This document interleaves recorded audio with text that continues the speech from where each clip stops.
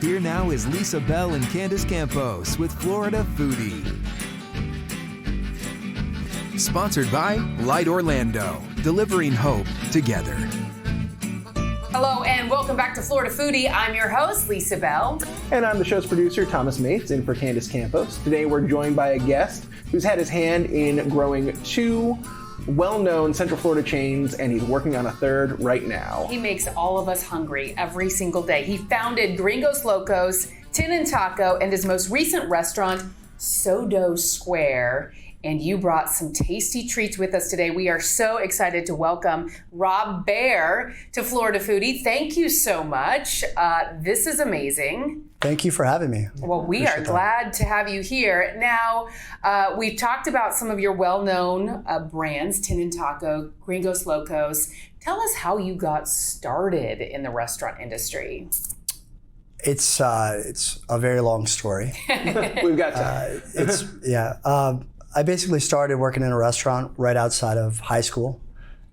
Started as a dishwasher in a five-star restaurant in Crested Butte, Colorado. It's called Soup's On. It's actually still there today. And we're starting off as a dishwasher. It was an enjoyment working with the executive chefs and the chefs, and they really took care of me, and I felt a sense of family. And they fed me really well, and I fell in love with the industry after that. And you never went to formal culinary school or business school. From there, you ended up in San Diego in a Volkswagen bus. I did. So when I was 16, I was in Colorado and bought a 69 Volkswagen bus, and it was the only thing that I could afford at the time. I had to rebuild the engine. And again, I fell in love with the mechanics of the bus, and I knew it, inside and out, literally. And I've owned several since then. Graduated high school in Colorado, and then left to San Diego after that with some friends. So in San Diego, it's my understanding you were bartending. No, I was actually I wasn't working in a restaurant in Colorado. In San Diego. I was working for an advertising company. Basically, walking the streets of Pacific Beach and Ocean Beach and advertising for different companies. But that's where you came across the concept for Gringos Locos. Yeah, so that's where I got, the inspiration for it. Living in San Diego, even back then, was just substantially more than anywhere else. So I lived with a couple other guys, a couple other, great friends. One was a Calvin Klein model. I was not. And then the other one worked for the ad agency that I did. But we had no money. And there was this place called El Rodeo. It was on the Ocean Beach break wall. And you would walk in, and it was this little taqueria burrito joint. You'd walk up to the counter, and for $8, you would get a burrito that would last us breakfast, lunch, and dinner.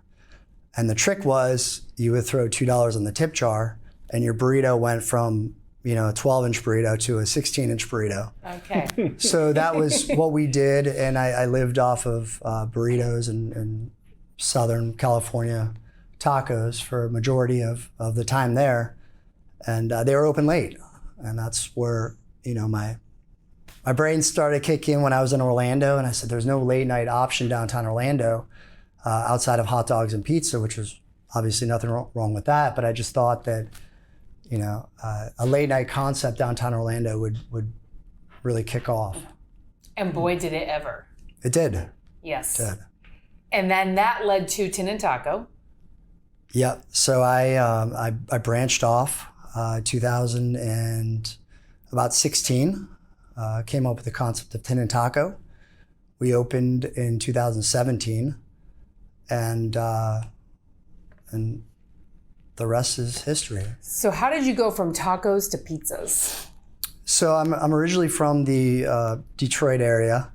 I left when I was 15 years old, but I grew up on, we didn't call it Detroit style pizza, we called it, you either get a square pizza or a round pizza. Mm-hmm. And we always loved the square pizza. And that was places like Buddy's, and there was, just a handful of those locations doing that specific style. Sure. Buddy's, I went to 2,500 times while I was in, freshman, sophomore year of high school, right around the corner. We go to places like Louis', which is one of my personal favorites. Mm-hmm. And then we had, the chain pizzerias, Cloverleaf, Jets, the bigger chains. Mm-hmm. But, we enjoyed Buddy's and Louis' and Cloverleaf the best. So in 2022, you decide to open SoDough Square, and it's Detroit-style pizza. What exactly makes it Detroit-style pizza? Is it the square? So I'm glad that you asked that. I brought along, and this is way more than I could have ever imagined. Yes, I wanted to open up a Detroit-style pizzeria. Had the opportunity next door to SoDough Tin and Taco. Uh-huh. I was going to turn it into a corporate office for Tin and Taco, and it used to be a Hungry Howie's. And so just so we're clear, so people who are watching, SoDough is short for south of downtown Orlando. Correct. And you decide to open SoDough Square, which has nothing in SoDough, which had nothing to do with the name of the part of town where you're opening. You just liked SoDough Square. Correct, and it's on Michigan. Okay. It's very confusing. Perfect. Yeah. Yes, Michigan Street, because you are the big Detroit fan. We see the hat, so it all works. It's like meant to be. It works. All the stars aligned. The space on Michigan became available, and I wasn't even going to do this. I wasn't going to create this concept. And during COVID, I bought a deck oven to install in my house. I have a wood-fired pizza oven. And then I have a deck oven. I basically have a test kitchen in my backyard. Mm-hmm. Love it. And during COVID, I really dug into this style of pizza. I've been making it for a long time, but I've never really gone down the rabbit hole, so to say. Okay. So I started making it for my family, and every time I would do something different, whether it's the flour, whether it's a fermentation. I did big poolish sourdough starters. I literally had a lab on my countertop at all times of different, variations of dough. And this was during COVID?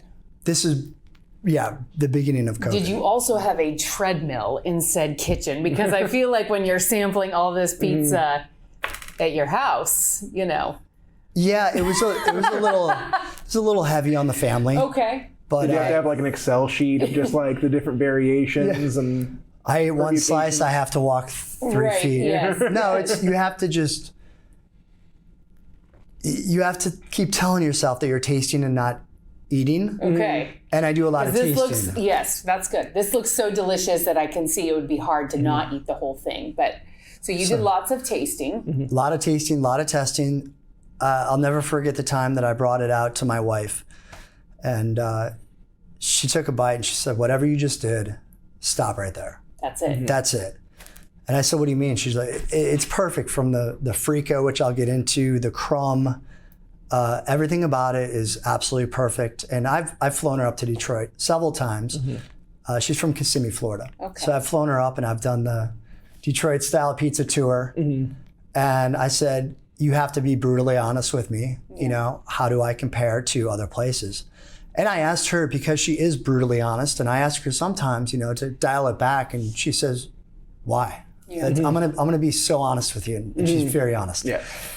So we came back, and she said, honestly, she's like, "This is the best Detroit style pizza I've ever had." Nice. And I brought her to all the originals. I brought her to every one that is literally within a 20-mile, 30-mile span of Detroit. Mm-hmm. And that was the one. And then she's like, "Okay, now you have to open up a restaurant." And okay. I said, "No way, I'm not doing it. I'm not, Right, because you had nothing else going on. Yes. we have a 2 and a 4-year-old at home. Mm-hmm. And like I was telling Thomas. In addition to multiple restaurants. Right. Yeah. I never had a gray hair. 14 restaurants, never had a gray hair until the kids arrived, which was beautiful and obviously a lot more added work. Gray on hair top inducing. Of that. Yeah. Yes. So long story short, the commissary became available.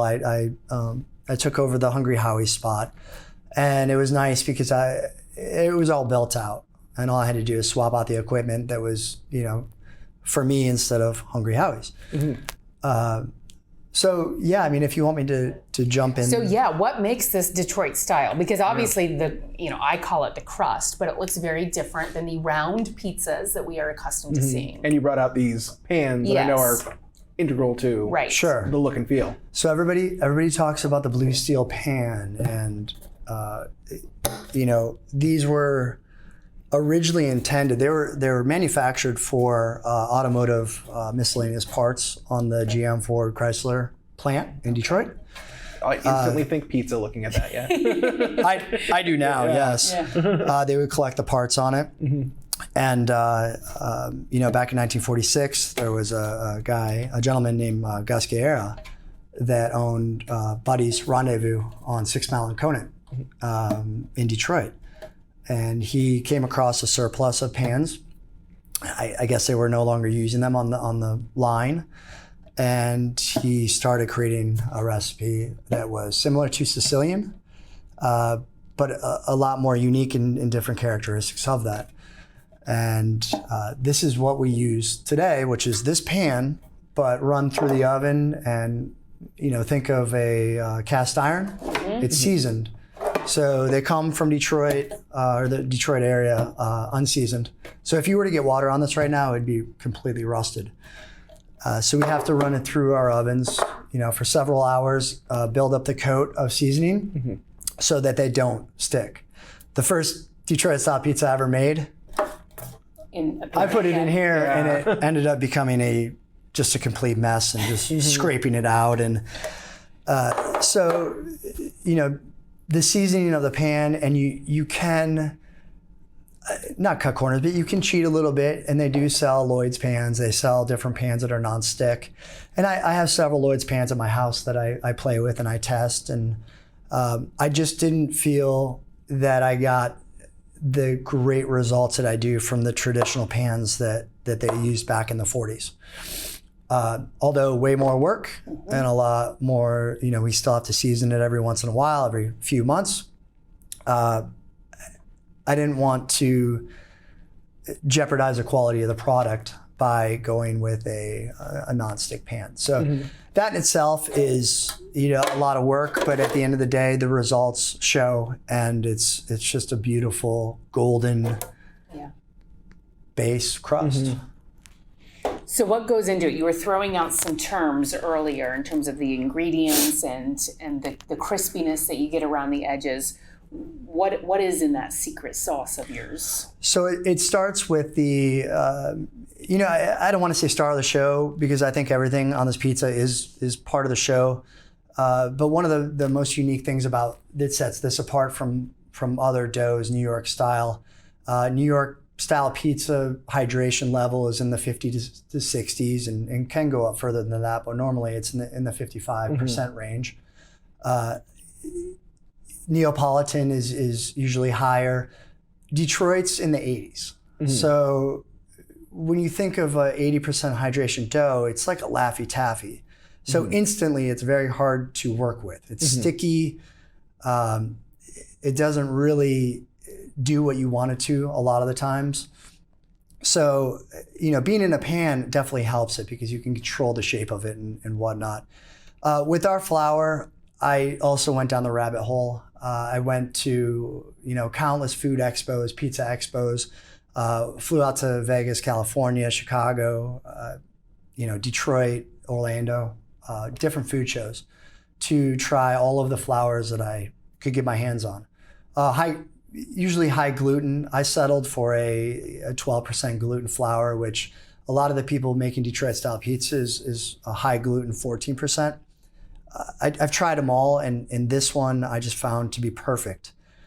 It's a very high-end premium flour that I cut it with a 20% semolina, which is similar to a Durham wheat, which gives a more golden crust and a better flavor, and it's a flour from Italy. So these two flours together, it went from 70% AP flour, all-purpose flour, to 30% semolina to 80-20, and then I finally got one within basically 81-19, and it was the perfect result. So then I finally figured out the dough, and it's made in house every single day. I have 2 guys that work around the clock, and we call them the dough bros.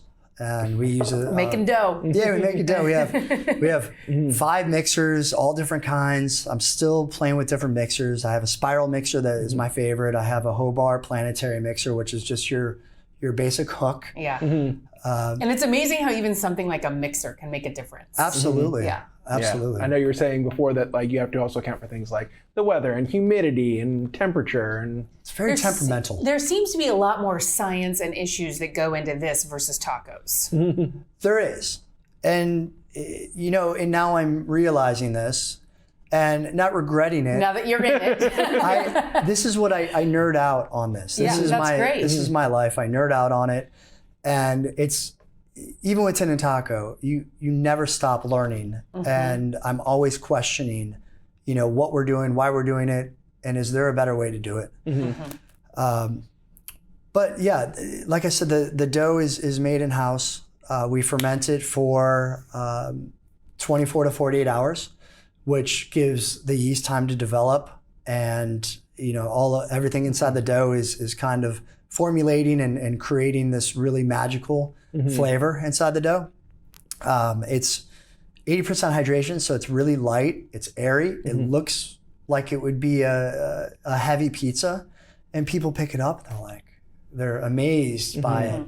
And that's why it's the best style of pizza on the planet, is because you could eat a 4 square, go back to work, and you'd be fine. And not need a nap. Not be in a coma for the rest of the day. Yeah. No punch to Chicago pizza, but you're not going to do that with Chicago deep dish, at least. And you also pay very close attention to all the ingredients that you then top the pizza with, top that special dough with. I do. Including prioritizing your cheeses from Wisconsin. Tell us about what you brought today and where these ingredients are coming from. So I line the pans before we press the dough in with a garlic-infused olive oil blend, which gives it another depth of flavor. The cheese, I have a machine. We shred everything in house. So I'm sure you've been to the grocery store and you look at the package of cheese and it looks perfectly individual shreds. Well, that doesn't happen with fresh shred. They use products like cellulose, or I'm sure you've heard sawdust or whatever. To me, it doesn't give as good of a bake. Plus, it's a fresh cheese. So I take a variation of 3 different cheeses. I block shred them, and then we toss them all together. So I do an Amish white cheddar that comes in a 42-pound, the biggest cheese wheel you've ever seen. I do a whole milk mozzarella. Where do you get that? So that one was pretty easy to find. White cheddar is pretty readily available through 2 of my vendors. A 40-pound wheel? That's the only way we could find it. Okay. So I guess that's common. So is it like as big as this table? It's matte. I should have brought one in, but I just didn't feel like lugging it around in a wagon. But you have a pizza rocker cutting through it. It breaks the cheese wires. So we're cutting it down so that we can get it into our cheese shredder. And then I do what's traditional to this cheese. It's called a Wisconsin brick cheese. It's not called brick because it's in a brick, but it's an actual variation of cheese. And it's a blend. It's similar to, I guess if anything, it would be like a Munster, similar to that. And it's got this really unique, kind of nutty, creamy, just really cool flavor. And I wanted to be true to Detroit style pizza, so I blend that cheese with the other 2. So did you go on a cheese tour through the Midwest to settle on these cheeses? I went through a cheese, I think it was like 30-day time frame where I went to, pizza shows. I tried. And were all of your friends like, wow, you have the best job ever because you're in a 30-day cheese binge? I didn't really talk about it too much. I didn't. It was during COVID, and I at this point, it was just for you, right? It wasn't even like a plan for a restaurant. It wasn't a plan. No. And but I just like whatever I do, I just want it to be the absolute best that I could. So the 3 cheese blend was not just 33%. I had to list out 27 different options of percentages of these cheese blends. And I had 27 or 30. I got to cheese blend number 7. I call it cheese blend number 7. And I said, you know what? First of all, I'm stuffed. And second of all, there's no way that it's going to get better than this. Yeah. Similar to what my wife said. Yeah. And I said, that's it. This is the cheese blend. You must have an amazing palate, because after blend number 7, I feel like it might all start tasting almost the same. But it didn't to you. You were able to differentiate, nope, this is, 42% of this kind, and which is different than 41%. Yeah. Sure. Yeah. Close your eyes. Yeah. Okay. Take away one of your senses. There you go. And Zero in on it. Yeah. and that's it. Yeah. And so then your other toppings. I mean, this, I believe, is this whipped ricotta cheese? Is that It on is. top with some honey drizzled on top? We use a hot honey with a whipped ricotta. This is what we do post-bake, which is after bake. A lot of people mistake it for ice cream. And Because I thought it might be goat cheese at first. or yeah. I've heard butter before. Yeah. Butter Butter wouldn't be bad, but yeah. It'd be a There's the mouthful. Midwest. Yes. And so, again, tell us what you brought today and what these are called on the menu. So each one of the pizzas, minus this one, gets a premium fresh pack Stanislaus County tomato sauce that we blend in-house. Literally everything is made in-house. This is the Detroit Rob City, which I dubbed the nickname a long time ago. Is this your top seller? By far. Okay. By far. Visually, it's stunning. The taste is great. All of the different elements hit perfectly.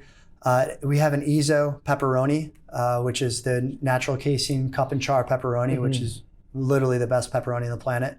Fontanini sausage, it's light on fennel, so it's a really good balance throughout the pizza.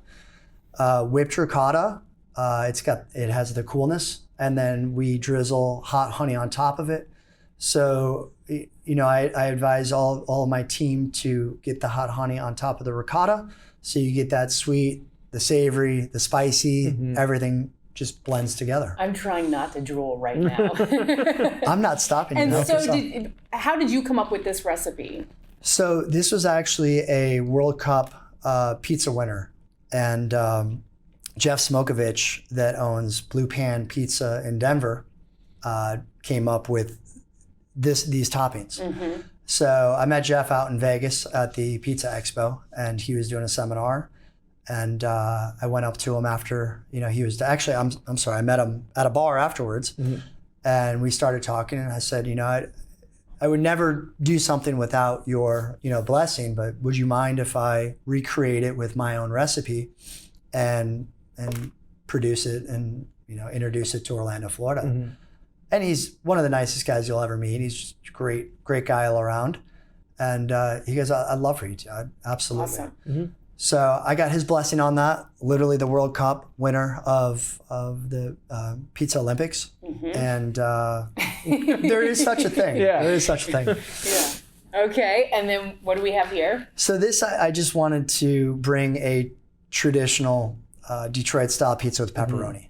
It's no frills outside of the ingredients that we use, but to me it's reminds me of my childhood. We used to go to Red Wings games. My dad was a season ticket holder for 33 years, Detroit Red Wings hockey team. So I grew up eating, square pizza literally on a trash can because there was no other places to eat. So we would eat there. He'd have his beer, and I'd have my we call it pop up north. I'd have my pop, and I just ate my square pizza. And yeah, I like the game. But when I was a kid, I went for that square pizza. So this reminds me of my childhood. I kick it up a notch. I put hot honey on this, and it's really just next level. It's Fresh beautiful. basil, it looks like. Fresh basil. Love it. My kids are scared of it. A lot of kids are scared of fresh basil. They're not used to it. So we don't put fresh basil on your build your own pizza, because we had a lot of complaints that the kids didn't like No the green. The green stuff. Green. Yeah, Yes. Yes. And then here. So this is the 5 cheese Bianca, but I added tomato for visual. Ricotta pre-bake. So we put the ricotta. We already have the 5 cheese or the 3 cheese blend base. The 4 cheese would be the ricotta baked in, and then on each of our pizzas we use pecorino romano along with fresh basil. And the reason I use a Pecorino Romano is I think it has a lot better flavor than Parmesan. It's fresh shred. It's literally shredded, right before your eyes, and it finishes off the pizza really nicely. And then you brought some dogs. Yeah. So these are, another childhood memory going to baseball games and the coach bringing us out to National Coney Island on Mack Avenue after our games. And pizza was one thing, but there's something about the simplicity of a Coney dog that you just can't replicate. And I did it because I fly the chili down from Detroit. Nice. So we use the same chili as Lafayette, which is, it won best hot dog in the nation. It's a regional thing. Chicago has their dog. New York has their dog. We have our dog, and it's the characteristics are the steam bun, the natural casing hot dog that has a snap, the beanless chili, the raw onion that has to be fresh, has to be white, and then the simple yellow mustard. And Anthony Bourdain, it's one of his favorites, and it's the simplicity of it. And these right now are only available at your SoDough location. So yes, we're offering those strictly at SoDough, but I'm trying to bring them into Winter Park as well. All right, well, we have to try some of this. Absolutely. Because it smells amazing. We have, is this how you serve, you brought these? I did bring this. So is this, you serve a dog in one of these? Is this how it works? So the dogs will come on the like that. taco stand, or the dog stand. We're going to be dangerous here because I don't see any napkins, but I want to go for this. Go for it. I think I will partake this one. Okay. And then the pizzas go on the screen so that air gets underneath it. So tell us about, you have 2 locations, but you're already looking to expand for SoDough. Currently have 2 locations, one in Winter Park that we just opened about 5 months ago, and then the original location in SoDough. We're trying to open Lake Mary by the end of the year, and I've got an LOI submitted for East Orlando UCF What right does now. that mean, LOI? Letter of intent. Okay. So we've started negotiations with a landlord on a space. This is so good. And the whipped ricotta makes it seem extra light. Absolutely. And I know what you mean. So if we can get a close-up of the dough, it does look very airy. You can almost see like the pockets in there. It's not a thick, dense crust. We call that the crumb shot. So good. Yeah. So the Winter Park location was formerly a Tin and Taco. I heard you say you were opening up in Lake Mary. You also have a Tin and Taco location there. At any point, do you feel like you're like competing with yourself at all, or is it just so different that you think people will just go for it? Our sales actually increased at Tin and Taco when I opened SoDough. Okay. I think we bring a lot of awareness to both brands. So SoDough brings people into Tin and Taco that might not know it's there, and vice versa. But the synergy between the 2 brands has been monumental. Under one roof, we have 100 different craft beers. We have Coney dogs, Detroit style pizza, and tacos. So it's literally something for everybody. Do you envision yourself one day opening up a location with both? Inside, a Tin and Taco on one half and a SoDough Square on the other? Well, that's what SoDough is essentially. So we have a communal location. have a communal dining room in between the 2 concepts. Lake Mary will be identical to that with way more seating. So Lake Mary will be inside Tin and Taco with a full bar, about 300 seats, indoor outdoor patio, and we're gonna rock and roll. What about beyond Central Florida? Yes and no. I love the boutique style. We do an artisan pizza, and I love having the control of keeping consistency and the quality. And unless I can control both of those things, which is the utmost important thing to me, we'll keep it in Central Florida. But I'm confident that there are operators out there that can help. How do you juggle it all? Being a dad of 2 young kids, operating all of these different concepts in restaurants? Mainly wine. We drink our fair share of wine, and I've got a fantastic team. I wouldn't be able to do any of it without them. They're considered my family. I spend more time with them than I do my actual family. So we communicate constantly, and my wife is. I think she's my number one fan. But in top 10. I'll take top 10.